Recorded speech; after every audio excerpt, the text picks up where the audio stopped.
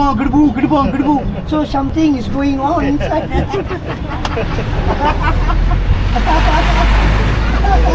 The same thing that human will do. So December come and see the orchid flowers. Orchid flowers. December. Mamuche. This place is a very huge place. Yeah. And this one government cannot sell forever. Hello, welcome back to my channel. Yeah, right. Thank you. Thank you so much. Have a good day. Bye. Hello. කොහොමද? ඔන්න අද ලස්සන තැනකට තමයි අපි ඇවිල්ලා තියෙන්නේ. මේ තමයි කොලාලම්පූර් බටර්ෆ්ලයි පාක් එක. ලෝකයේ තියෙන බටර්ෆ්ලයි පාක්ස් වලින් විශාලතම බටර්ෆ්ලයි පාක්ස් වලින් එකක් විදිහට කොලාලම්පූර් බටර්ෆ්ලයි පාක් එක හඳුන්වන්න පුළුවන්. ඉතින් වීඩියෝ එකේ මුලින්ම දැක්කේ කවුද කියලා මතක ඇතිනේ. ඒ තමයි මිස්ටර් මාමූන්. ප්‍රධාන බොටනිකල් ගාඩන් එකේ වීඩියෝ එක බැලුවේ නැත්නම් ඒක බලන්න. එයා කවුද කියලා එකෙන් ඔන්න දැනගන්න පුළුවන්. මේ බටර්ෆ්ලයි පාක් එකයි KL බර්ඩ් පාක් එකයි ප්‍රධාන බොටනිකල් ගාඩන් එකයි මේ තුනම එකම ඒරියා එකක තියෙන්නේ. ඉතින් උදේම ප්ලෑන් කරලා ආවනම් එකම දවසේ මේ තැන් තුනම බලන්න පුළුවන්. අපි KL බර්ඩ් පාක් එක බලලා තමයි බටර්ෆ්ලයි පාක් එකට ආවේ. එතන ඉඳන් චුට්ට දුරක් ඇවිදන් එන්න තියෙනවා.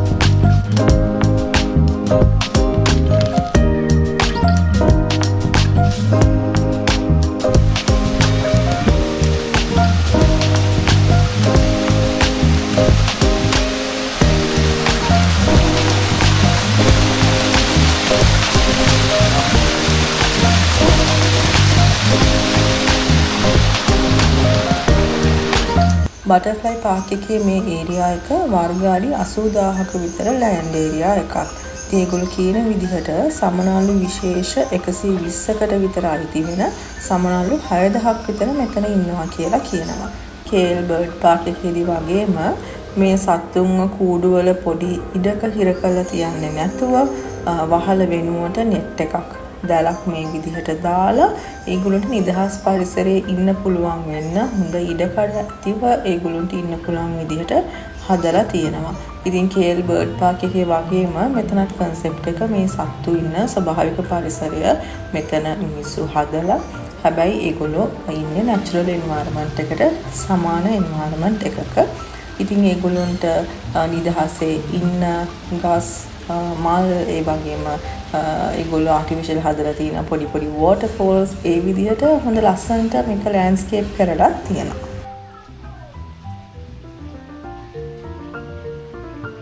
බටර්ෆ්ලයි පාක් එකක් වුණාට මෙතන තැනින් තැන ෆිෂ් ටැන්ක්ස් කිහිපයකුත් තිබ්බා. ඉතින් මේ දේවල් අතරමඟදී අපි මේ මාළුන්වත් බැලුවා. ගොඩක් වෙලාවට අපි ගිය දවසේ සැරෙන් සැරේ වැස්සනේ.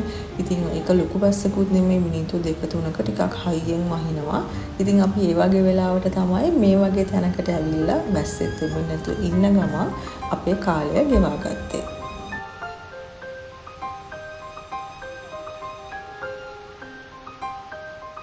පාක් එකේ ඇවිදගෙන යනකොට මේ වගේ අපිට රෙස්ට් කරන්න පුළුවන් වාඩි වෙලා ඉන්න පුළුවන් තැන් කීපයක්ම තියෙනවා. ඉතින් මෙතන පොඩ්ඩක් වාඩි වෙලා රෙස්ට් කරලා ෆොටෝස් ටිකක් අරගෙන මේ දේවල් අපිට එන්ජොයි කරන්න පුළුවන්. ඉතින් සමහර වෙලාවට මේ වගේ තැන්වල යනකොට එතනත් සමනලෙක් දෙන්නෙක් වුණත් ඉන්න පුළුවන්. ඉතින් මෙතන ඇවිදිනකොට හොඳ කල්පනාවෙන් ඇවිදින්න ඕනේ.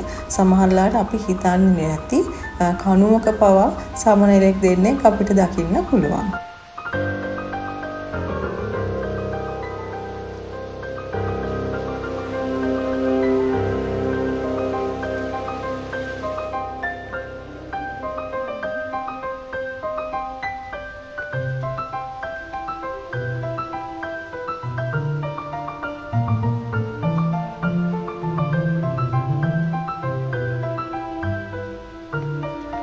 අපේ විසිට් එකේදී මේ සමනලුන්ට සප්ලිමන්ට් දෙන විදි දෙකක් මම දැක්කා.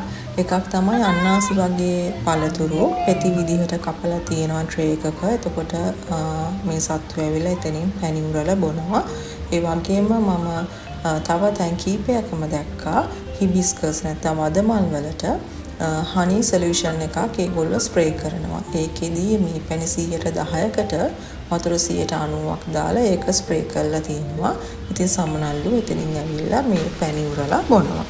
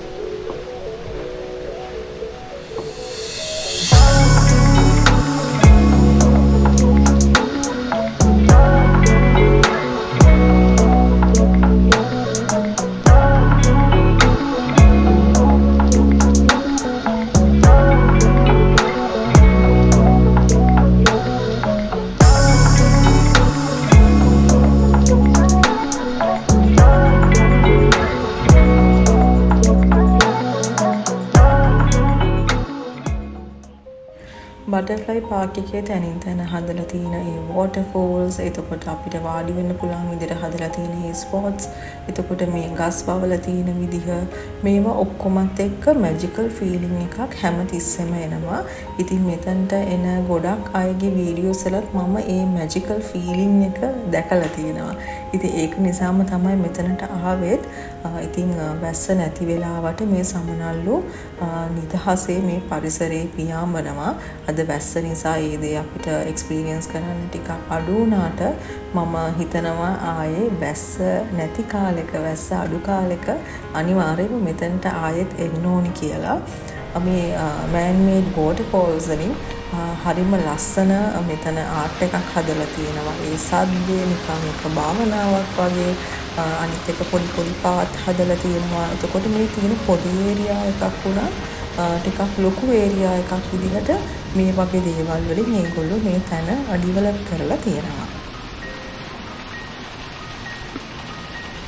බටර්ෆ්ලයි පාර්ක් එකට එන්න ඕනේ කියලා මම හිතුවේ. මම දැක්ක වීඩියෝස් කීපයක්ම නිසා ෆෙරි මැජිකල් ලුක් එකක් තමයි මේ පාර්ක් එකේ තිබ්බේ. හැබැයි වැස්ස දවසක ඒ එක්ස්පීරියන්ස් එක ඒ විදිහටම අපිට එක්ස්පීරියන්ස් කරන්න අමාරුයි. මොකද වැස්සත් එක්ක ඒ සත්තුත් කලබල වෙනවා. ඉතින් ඒගොල්ලෝ ගොඩක් වෙලාට පේන්න ඉන්නෙත් නැහැ. ඉතින් ඔයගොල්ලෝ මෙතනට එනවා නම් වැස්ස නැති දවසක එන්න අනිවාර්යයෙන්ම ප්ලෑන් කරගන්න.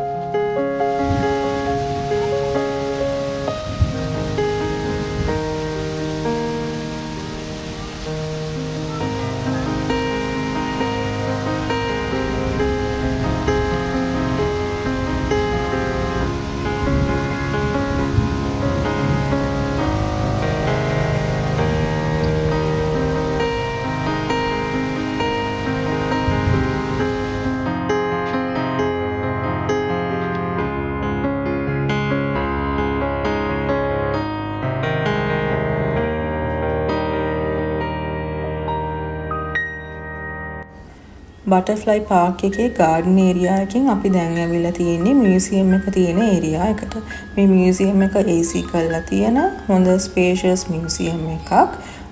බටර්ෆ්ලයිස්ලා වගේම ඉන්සෙක්ට්ස්ලාත් ඒ සත්තුත් මෙතන ලයිව් ඉන්නවා. සමහර සත්තු ඒ වගේම නැත්නම් ප්‍රිසර්ව් කරපු මේ විශේෂත් මෙතනින් දකින්න පුළුවන්. ඉතින් මෙතනදී ඔයගොල්ලෝ හිතනවා ඇති අපි ඇවිල්ලා ඉන්නේ බටර්ෆ්ලයි පාක් එකක් බලන්නනේ.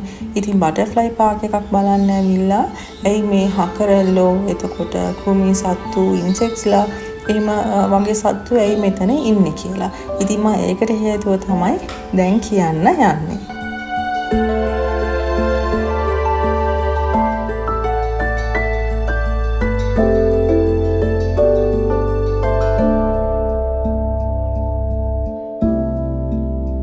ඔයගොල්ලන්ට මතක නම් අපි O level A levels කරද්දී animal kingdom එක නැත්තම් සත්ව රාජධානිය ගැන ඉගෙන ගන්නවානේ. ඉතින් සත්තුන්ව මුලින්ම කොටස් දෙකකට බෙදනවා. backbone එක තියෙන සත්තු ඒ කියන්නේ පෘෂ්ඨවංශීන්, backbone එක නැති සත්තු ඒ කියන්නේ අපෘෂ්ඨවංශීන් කියලා.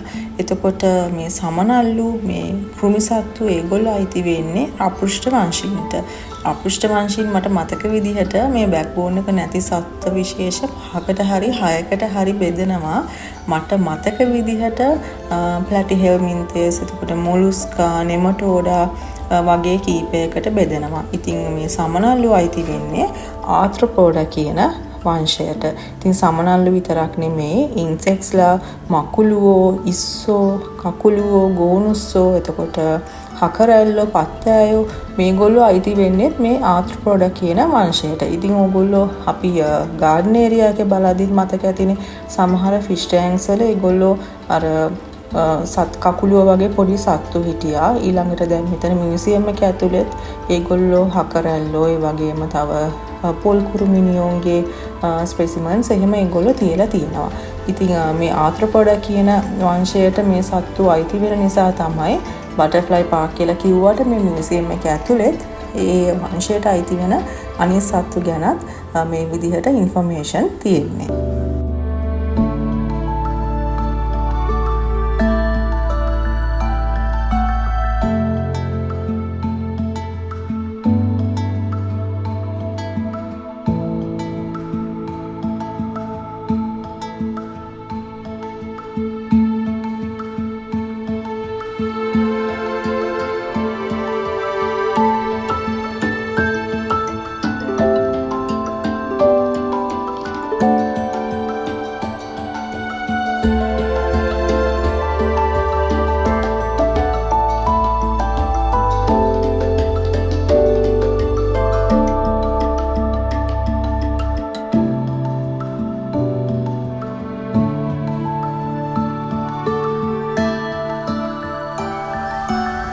පාක් එක හැමදාම ඕපන් වෙලා තියෙනවා. පබ්ලික් හොලිඩේස් වල වුණත් ඕපන්. ඒ වගේම ස්කූල් හොලිඩේස් වලත් මේ පාක් එක ඕපන් වෙලා තියෙනවා. උදේ 9 ඉඳන් හවස 4:00 වෙනකන් මෙතනට එන්න පුළුවන්. එතකොට ලොකු කෙනෙක්ට මැලේසියන් රින්ගිට්ස් 30ක් වෙනා ටිකට් එක. අවුරුදු 2 ඉඳන් 11 වෙනකන් මැලේසියන් රින්ගිට්ස් 18ක් වෙනවා. ඉතින් ඔන්න ওই විදිහට තමයි අපි බටර්ෆ්ලයි පාක් එක බලලා ඉවර වුණේ. අපි ගාඩන් ඒරියා එකත් බලලා මියුසියම් එකත් බලලා එක්සිට් වෙන්න හදන්නේ. එක්සිට් එක තියෙන්නේ සූනිය ෂොප් එකකින්. ඉතින් මෙහි ගොඩක් තැන්වල එක්සිට් එක තියෙන්නේ සූනිය ෂොප් එකකින්. මේ විසිට් එක මතක් වෙන්න අපිට මොනවා හරි අරගන්න පුළුවන්. ඉතින් මෙතන ඇඳුම් ඒ වගේම සමනල්ලු ඉන්න ලස්සන ඕනමල්ස් ගොඩාක් තියෙනවා. ඇත්තම කියනවා නම් පිස්සු හැදෙන කලෙක්ෂන් එකක් මෙතන තියෙනවා. ඉතින් මෙතනින් ඔයගොල්ලන්ට පරිස්සමට ගේන්න පුළුවන් කමක් තියනවා නම් මෙතනින් මොනවා හරි ගන්නත් අමතක කරන්න එපා. එහෙනම් තව ලස්සන වීඩියෝ එකකින් අපි හම්බ වෙමු. ඉතින් මැලේසියා ලොග් සීරීස් එකේ ලස්සන වීඩියෝස් කීපයක්ම තියෙනවා. අමතක නොකර ඒ වීඩියෝ බලන්න. Thanks for watching.